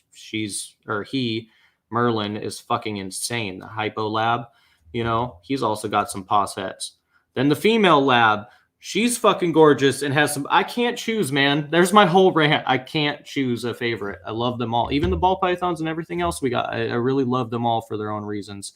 And like I said, I can rant forever. So there's my rant about that. Yes, Carmela is my Stendar For sure. Cade, like we were talking about in the private messages, bro, just, don't be surprised when that snake still gets a decent size.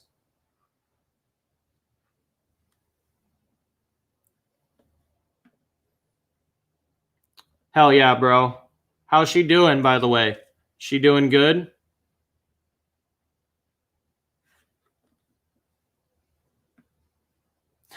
It's yeah, exactly. That thing is stunning. I love that snake, man. Need a male lab, bro. Eric, how are the labs doing? Labs are doing great, man. Girl's still being a little picky. She likes her chicks, but it's fine. Unfortunately, I can't pull her out because she did just eat some chicks. But that's fine. I got a shitload of chicks in the freezer that I need to feed off anyway, so she can gain weight on some chicks for a while before. Man, she's looking good. Before I really worry about switching her over too much. This boy is his skip week, so go ahead and show you guys this boy. Just because, why not? If we're already showing some fire-ass Burms this episode, not to take away from Fiona's one-of-a-kind absolute gorgeousness, but this Hypo Lab is fucking beautiful. So again, this is another combo. Can you imagine this combo right here, just like this, but with Enigma line paradoxing and having crazy splotching on it? That's fucking insane. There's just... I'm going to go on a rant again. I'm going to stop there. But there's the Hypo Lab male. Pos head albino green. So beautiful, dude. Can't wait to watch these guys all grow up, man. They're all going to be just amazing animals. All the time I imagine, when all these Burms are 14, 15 foot, plus, or 12 respectively, if we want to go on the lower end of the spectrum, whatever. I can't wait, man. Having a whole wall of these beauties is going to be a fucking dream come true, to say the least. So, labs are doing good. That Hypo Lab is now Shrek in my head. Yeah, basically he is Shrek, because I'll tell you guys right now outright, the very first snake that Fiona will go to is that Hypo Lab right there. For sure. For sure.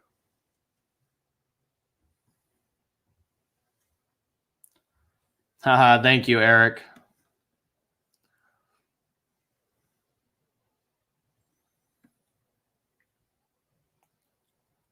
Size isn't the thing that's really going to affect anything for me. That's good, man.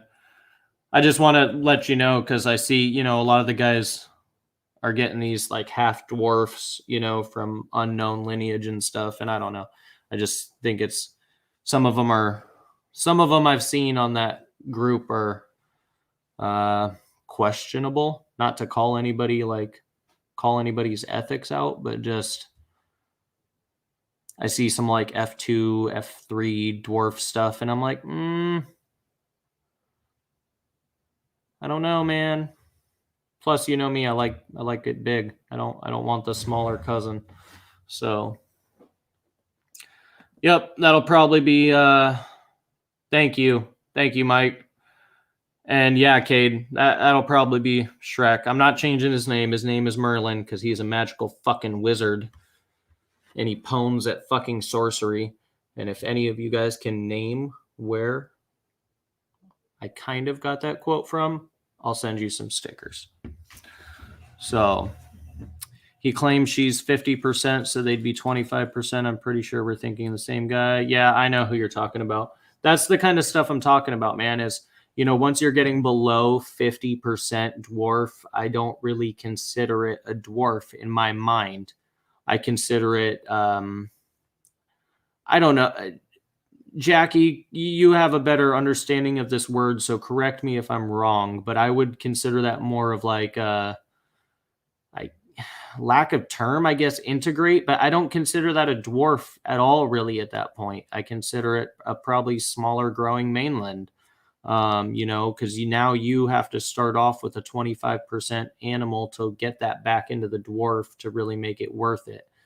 If you're going that route, otherwise you're just technically going to be working with a maybe slightly smaller line of, Bivitatis, not instead of Progressi.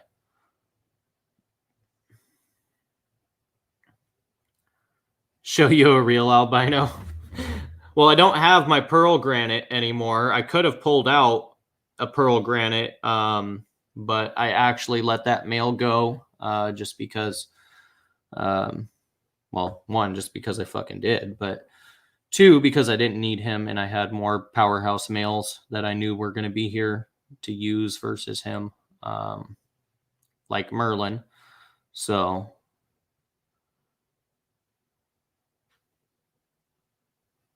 yeah, exactly, Kate. That's kind of my thing. I don't know, man.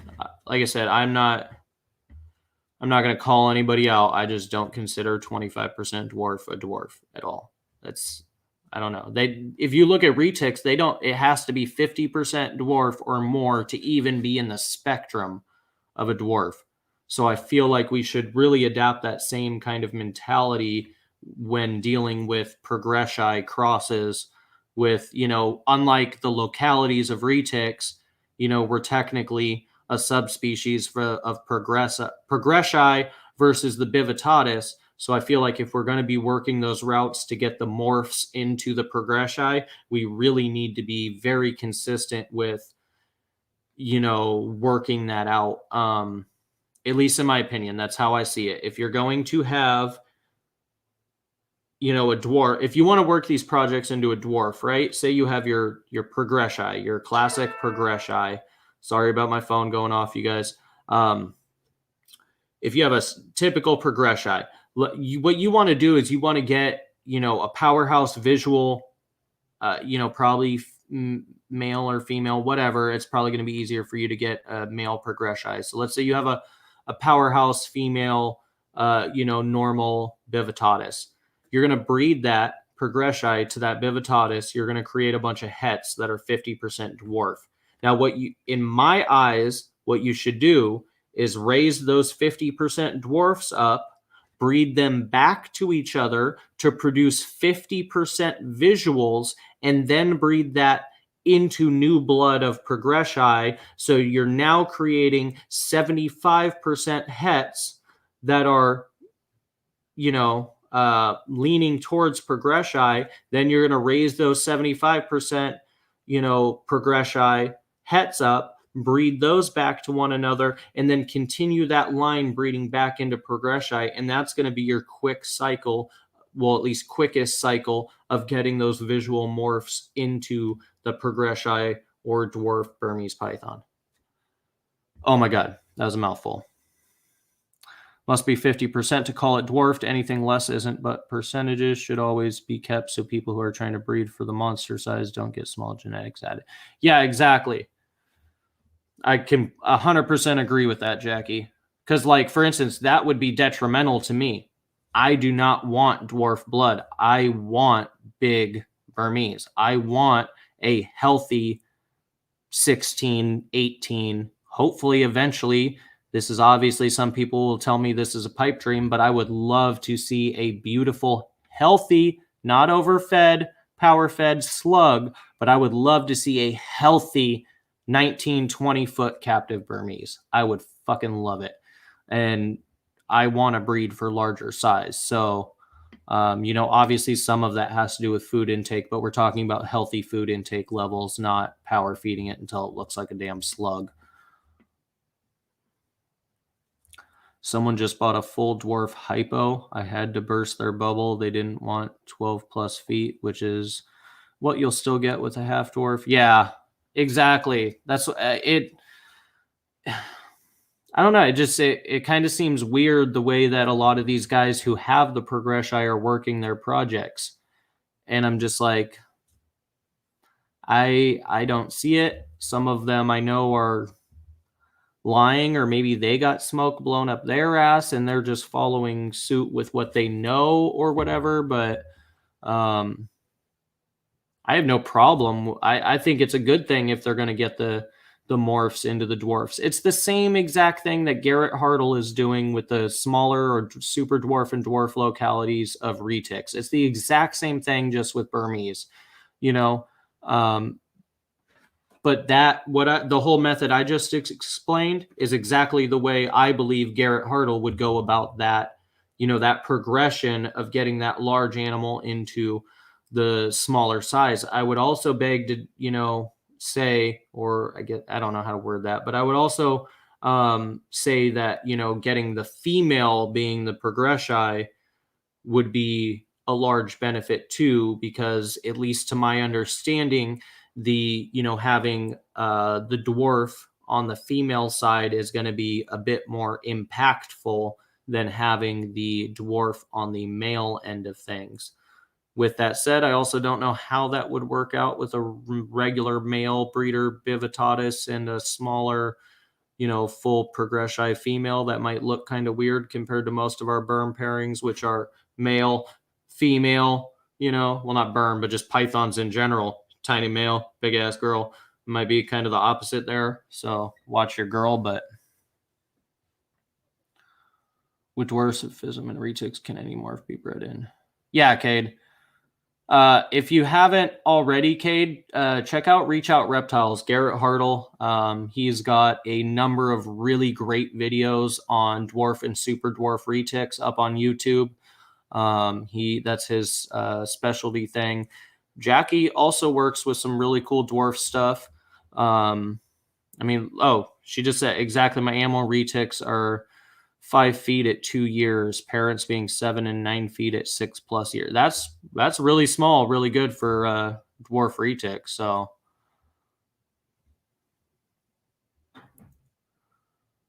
yep, Aurora hit it right there. Just use my midget 2015 albino granite het green. Well, there you go, right there. But yeah, I get it, and I get why guys want to get the morphs of the regular Bivitatis into the progressi. I personally like them big. There's a reason I like Burms, and partially it's their size. I love their big nature. But with that said, I also get it. I've thought about doing the whole progressi thing, just because I think it would be a good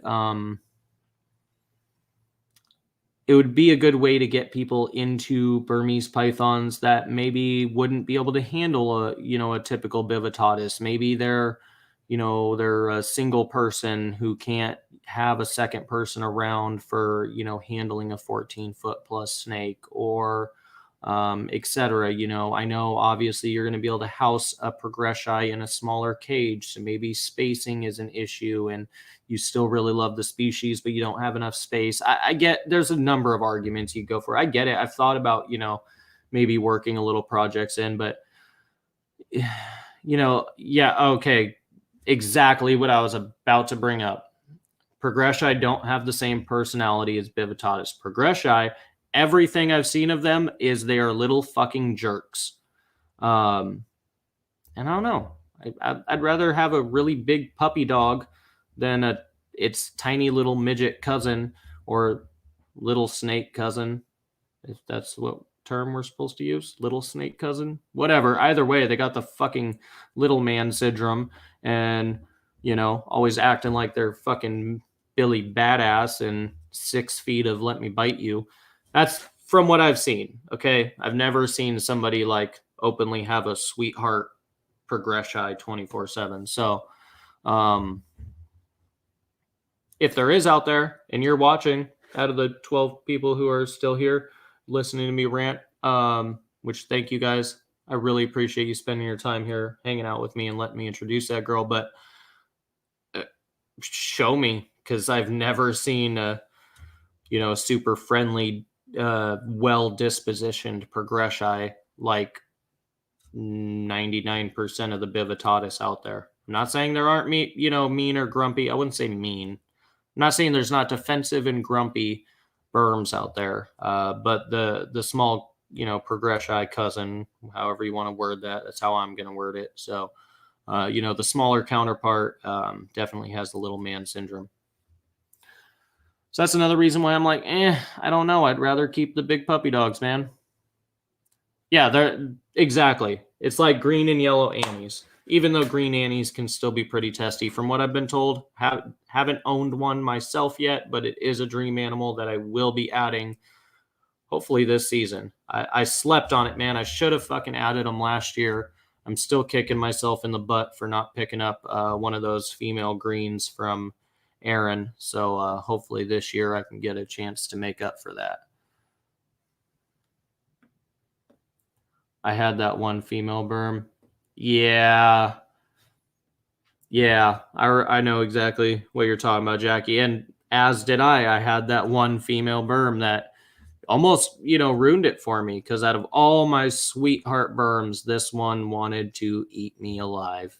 And I can't say, I should probably edit that out. I don't think I can. It's live. We're fucked now. But I hate to say that. Let me think of a better terminology, I guess. That girl did not like me. She was not happy in captivity. And yeah. But that was, from my personal experience, that was the one Vivitatis I've had that was like, oh, damn, this girl's a bitch. Still loved her, but she was a bitch.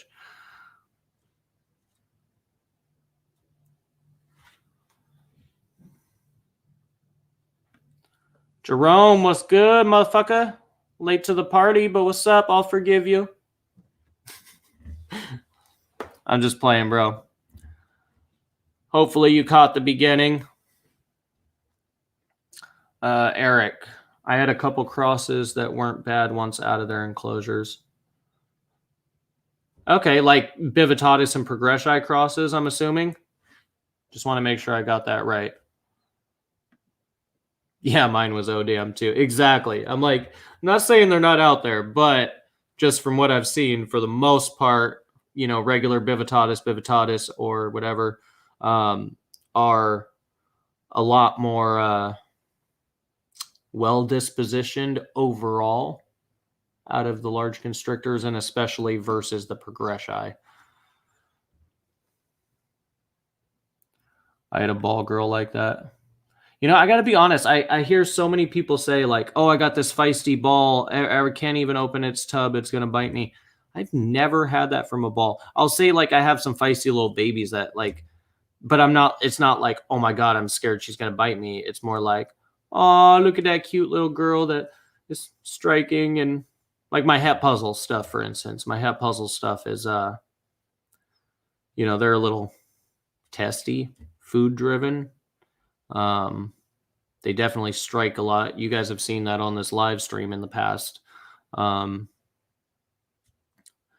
But I always think it's funny because I'm like, balls are so nice, man. They're like, just tap them on the head and they like curl back and you're good. I missed it. I'll go back and watch it. Yeah, Jerome, you got to check that out. I'd show her to you now, but it would ruin the amazing presentation we had at the beginning of this stream. So if you don't mind doing your boy a favor, I am going to probably end this soon. But go back to the beginning, watch the first few minutes. Let me know what you think and drop a comment down below after the stream ends. It actually really does help us with the algorithm. So if any of you guys feel like helping your boy out after this stream is over, not in the live comments, but if you go down and comment and let me know what you guys think of the video and these live streams in general, this one and moving forward or past streams that you guys watch, if you guys actually drop a comment after the live stream's uploaded in the regular comment thread, it really does help promote our videos with the YouTube algorithm, so more people get to see these videos and it gets, promoted a lot more out there and advertised. Dude, the ball baby I got from Erin is not a pet rock. She is feisty. Yeah, I don't know. Maybe I just get lucky. But I'm also like, when I think of feisty or angry, I think of like you know, a really bad male retic during breeding season, or like a rattlesnake or something, where they're just strike, strike, strike. Got nipped by that G. Oh yeah, you did get nipped by that dude you got from me, huh? Yeah, sorry about that, buddy. He was probably just upset about the journey. I always give them the benefit of the doubt anytime like I've gotten nipped or anything like that. I'm always like, "Oh, they didn't do anything wrong. I scared them." It was the journey that I just traveled. I just unboxed them. They were probably scared because the FedEx guy was a jerk and hit every pothole and speed bump he could. So now the first thing that they see after that is me grabbing them out of a bag and putting them in a tub. So I probably scared them.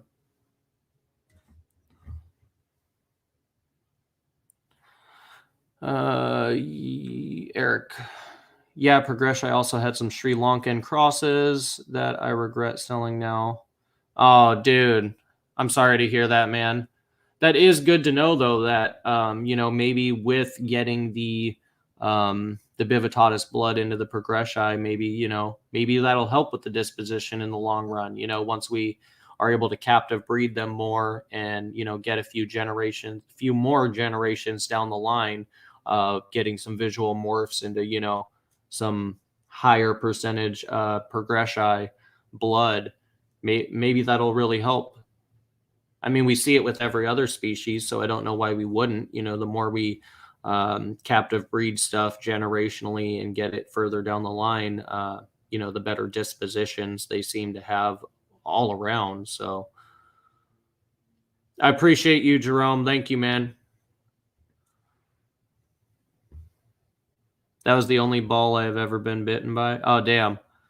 I will say, though, I thought it was funny when this was like way back, but when we first picked up our original pair of het pieds, they were gifted to us. Long story short, the person we got them from, her boyfriend was no longer with her, and as in no longer with us in general, if you know what I'm saying. And she just wanted somebody to follow his dreams and breed the het pieds together and make pieds. Well, you know, we were close to fresh started into this and we picked them up, and I always think it's funny because to this day their names were Romeo and Juliet, right? And I go to pick up these snakes, and the male immediately, they're both in a tank together, which whatever, we won't get into that, but immediately go, and this male just freaking nails me like right on the arm, right? And they're all like freaking out, and I'm like, I'm laughing. I think it's cute, you know. I get him off me, put him in his tub or whatever to travel with, and I just thought it was hilarious because he left the perfect like heart shaped bite. It was cute. It was hilarious. The fact that his name was Romeo, and the first day I meet him, he bites me and leaves a perfect heart shape on my arm. It was like meant to be. Other than that, I mean, I can't say I haven't been bit by balls, but like I've never had a bite where I was like, ooh, ah, you know, that one really fucking hurt, you know. Actually, I don't think I've ever actually had ball teeth stuck in me. I've had reteeth. Jesus, this rock star isn't helping. Thank God I quit drinking them for the most part. Retics and Burms, I've had their teeth stuck in me. That's a pain in the ass. Same as my blood python. That girl, I'll full-heartedly say her bite hurts, even at her tiny little size. This pair of adult Sri Lankans that were available. Oh man, Jackie, yeah, those things are fucking gorgeous.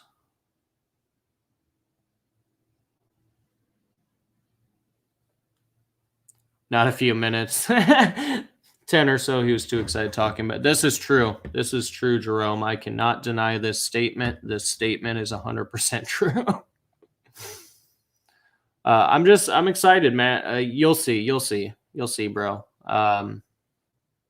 Really amazing snake. Really big move for us.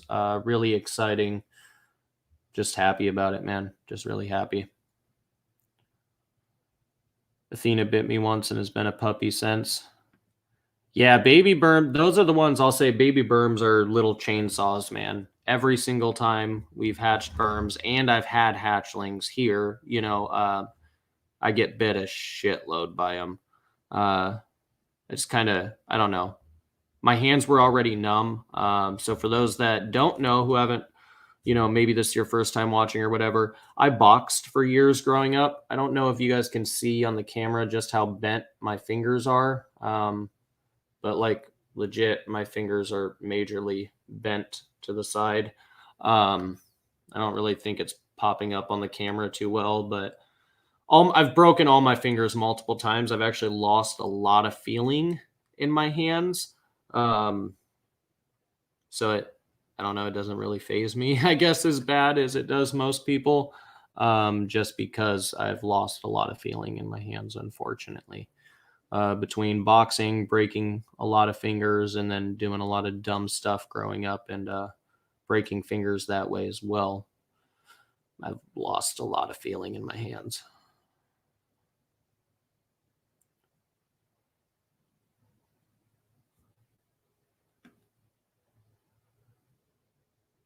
Yeah, Mike, I believe you're talking about the exact same guy we were talking about earlier. Selective bred for temperament is a thing. Oh, 100%. Yeah. I think trusting more captive bred generations, the guy to ask would be Tom Reagan. He was doing dwarfs for a while before he got out of the hobby. Yeah, actually, I need to connect with Tom. I just sent him a friend request that he approved, and I had some questions for him. I was just kind of waiting for the right time to reach out to him. So thanks for reminding me.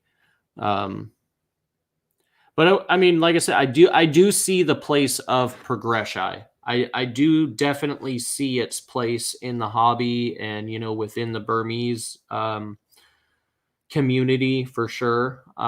It Like I said, I don't have a problem with them. I might end up working with them at some point.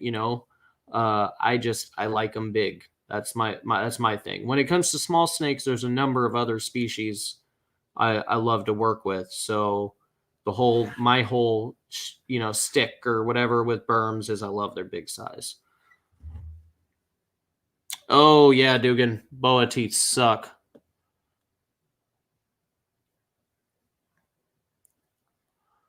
I followed Tom and a couple other guys when I got into reptiles. Berms were my first snake, and coincidentally, Gaboon's my first venomous. Damn, Eric, go hard or go home, right, bro? Damn. That's crazy, man. That's awesome, though. And I mean, being able to learn from, Tom and some of those old school guys is really fucking cool. Like I said, I've been really thankful to have the people I've been able to learn from when I, first started getting into especially the bigger snakes. But some of those other guys I dealt with, at the time, I didn't know of Tom Reagan or any of these other old school guys. And, the ones that I didn't want to give me the time of day. So my big ass boxed also from when I was 18 to 22, 6 foot, 225 jerk. Yeah, I feel it, man. I was, let's just say I wasn't a good kid. I made a lot of bad decisions. My guardians thought it would be a good idea for me to do boxing in order to have an outlet for that, energy. It worked to a degree. Definitely kept me in shape, definitely taught me a lot. My boxing trainer was actually the sheriff of Mill Creek, a small city up north here. Good dude, taught us lots of stuff, even outside of boxing. He taught us a lot of stuff in regards to fighting and self-defense and everything. Great coach. But yeah, because of that, I'm sure man, when you're fucking sparring and, you're in there, you break fingers. It happens. It's kind of second nature. So the only thing I've been really lucky though, I've never broke my thumbs. I've broken these digits multiple times each. Literally every single one of them has been broken at least twice, but I've never broken my thumbs. So got lucky on that. Although I do have a metal plate in this wrist with pins. But yeah, because of that, and then also I got a really bad burn bite on this hand. It fully got my fingers here except for my pinky. And so now my ring and my middle finger on my right hand, if I go any bit past that, it sends this shooting pain up into my elbow, like along here. I get this really sharp shooting pain if I go like that. Like I can do it still. It just like, it's hard to explain. It's a shooting pain and it doesn't feel the greatest. My boxing coach was a preacher also. That's awesome. He's like, I'll show you turning the other cheek. That's awesome. All right, you guys, we just hit the 2-hour mark. I think I'm going to wrap this up here. Again, I really appreciate every single one of you guys for coming and hanging out, listening to me rant, spending 2 hours of your Saturday night with me. That seriously means a lot to me. And I love this live stream interaction with you guys. You know, I've said it a million times. I'll say it again. I just really love the way we can connect on these live streams, you know, with or without the guests on my end. Because I just really like to connect with you guys on this kind of level. It's a lot different than the vlog style where I'm filming something by myself, I'm editing it by myself, I'm uploading it, and then responding to your guys' comments. I love this real-time conversation. And also, if you guys want more of this real-time conversation stuff, I do have a Discord going on. It's not a Patreon or anything like that. It's free to join. Just be cool people and make sure that you're there to learn and to help one another out. That's really all that I ask is, you know, no bigotry, racist bullshit, you know, and help each other out. That's the only thing I ask in the Discord. Otherwise, I will gladly boot anybody. Well, not gladly. I'll regretfully do it, but I will do it. But point is, every week, the whole Discord group tries to get together and have a Zoom meeting and just talk amongst each other. You know, everybody's on a video call where we can, you know, talk about each other's projects and girls we got ovulating or getting close or what pairings we're doing that we're exciting for, or just anything that you know, we want to share with one another. Really great group of people we got going on right there. We got Tom, last comment right there down in the comments. Tom's a part of it. Mindy, Kayla. I mean, a lot of you guys who are on here are in that Discord, but those of you who aren't, feel free to shoot me a PM on Instagram and I'll be happy to shoot you over a link. We got a great little group of people going on over there and we'd love to grow that group and learn from each other and grow. Also, with that said, do your boy a favor, please, before you guys get out of here. Drop a like down below. It costs you absolutely nothing, really helps me out. And come on, that beautiful fucking snake right there is at minimum worth a like from you guys. So help me out, help me help you, bring you more content. Drop a like for your boy down below. If you're not already, hit subscribe so you get notified when we upload more content. And if you guys would like to check out all of our other social media and merch, feel free to head on over to thesnakenerd.com. Easy peasy. You will find everything there from merch, both for the Snake Nerd Lounge, D's Balls, and Exotics, all of our available snakes, links to Instagram, Facebook, YouTube, which you're already here, and everything else. And go support USARK because it's the least you can fucking do as a reptile keeper. And I don't mean just donating. Obviously, donate and become a member if you can, but there is so much more we can do to help USARK than just a donation. So if you guys don't know what USARK is, it's the United States Association of Reptile Keepers. They are the only ones in this country fighting for our rights to keep these animals. And you guys need to head on over to usark.org, support them in any way you can, and do your research and stay aware of what's going on. So again, thank you guys so much for spending your time with me and just bullshitting. Jackie, seriously, deeply, deeply thank you for the opportunity to own this girl and work with her and call her mine. And I'm eternally grateful, and I can't wait to see what we can produce with this girl. So I'm going to end it with that, you guys. Thank you, everybody. I'll catch you guys on the next one. Peace.